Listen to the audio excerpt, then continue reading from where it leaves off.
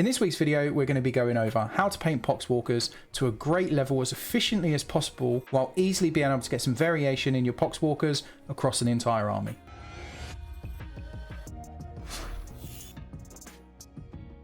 The first thing we're going to start off with is a black base coated Poxwalker, and we're going to do a Zenithal Prime with the airbrush with Games Workshop Wraithbone. Now the idea of this process is to easily and efficiently paint these Poxwalkers and get as much variation as possible. So the idea is the core process is as efficient as possible, and regardless of the outcome of the color, you can do the majority of this process across several models at once with very few variations to get very different outcomes.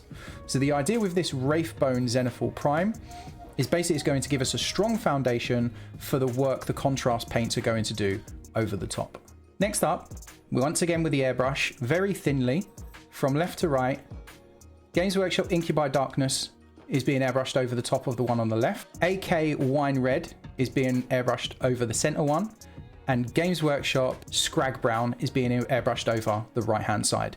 The idea with this is the point where we get different colors in the models. So you don't need to use those colors, use colors of your choice and really try and mix it up. Then across all of these models, we're going to cover the models with Guilliman Flesh. Now the idea with this is we want as much of this process to be as uniform as possible, as in we want to be able to do the majority of this process exactly the same across multiple models to make it highly efficient painting 10, 20, 30, 40 Poxwalkers or Chaos Spawn or whatever. And the idea is we have very few processes that are completely different for every model. And this is what they look like at this stage. We've got lots of depth to them, nice and dark to give us really, really deep shadows, and we've got variation in color, which is huge. And this is one of those variation points. What you're going to do next is whatever your pre-shade color, for example, in our case, Incubi Darkness on this one, you're going to mix some of the Incubi Darkness into the Wraithbone. If you use Skragg Brown, you're going to mix some of the Skragg Brown into the Wraithbone.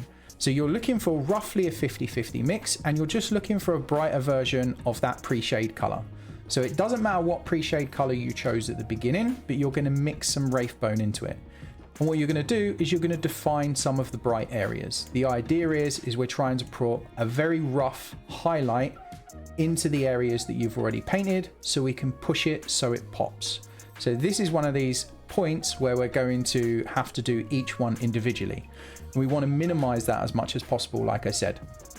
And just to be very clear, the Poxwalker on the left is Incubi Darkness with a little bit of the Wraithbone. The one in the center is AK Wine Red with a little bit of Wraithbone. And the one on the right is Games Workshop Skragg Brown with a little bit of Wraithbone. Once you've got that down, nice and simple, we need to really start putting some of the details in. So cover all of the pustules with Bugmans Glow and the horns with Vampire Flesh. Basically, you just want to get a base coat down over everything so it's all painted, prepared for the next step, because again, we want to keep this really nice and simple. Base coat it on the models. In our case, we're doing this on all of the models. All of the models are going to have Bugmans Glow pustules. All of the models are going to be using the same color for the horns because we want to make this as efficient as possible. So we only need variation in the flesh. And then once we've got this down and we're happy, what you're going to do is we're going to wash the skin with Games Workshop Volupus Pink and Magos Purple. And the idea with this is you don't have to wash all of the skin, target areas, right? So in this case, you can see that we've targeted the tentacles quite a lot with the purple. Now, you've already got a foundation of color down for these models. And remember, if we've got lots of these, we want lots of variation. So don't just wash the entire model with these colors, like mix it up. Sometimes do the tentacles more purple, sometimes do more red on another model. Maybe on the belly in different areas, you add some of the red.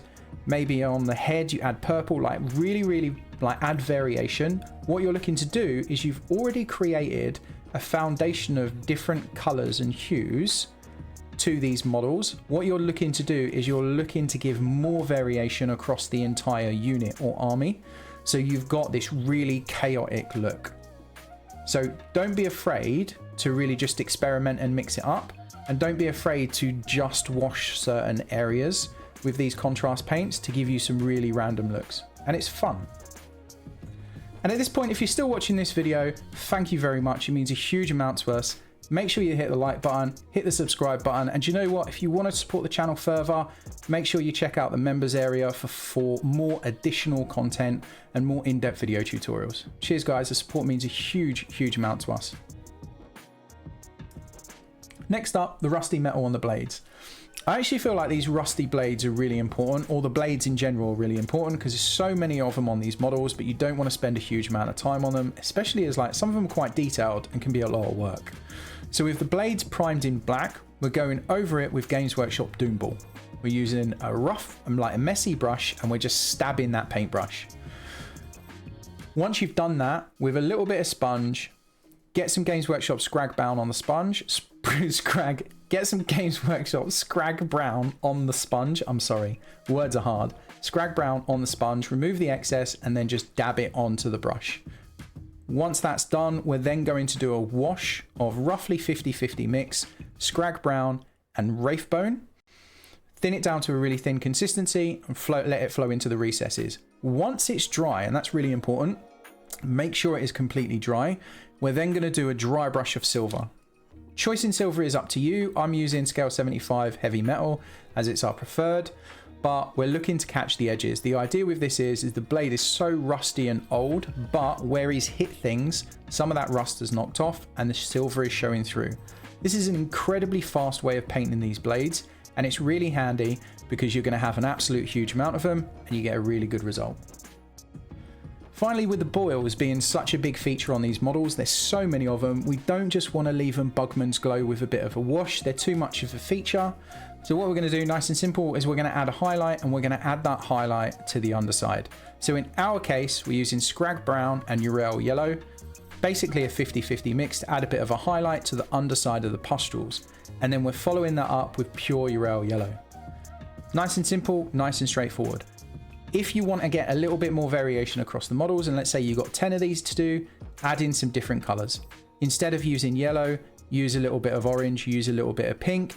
Instead of using the Skragg Brown, use a little bit more red. Like, just mix it up a little bit for some more variation, but it's not necessarily needed because the majority of the variation comes from the actual skin changes themselves.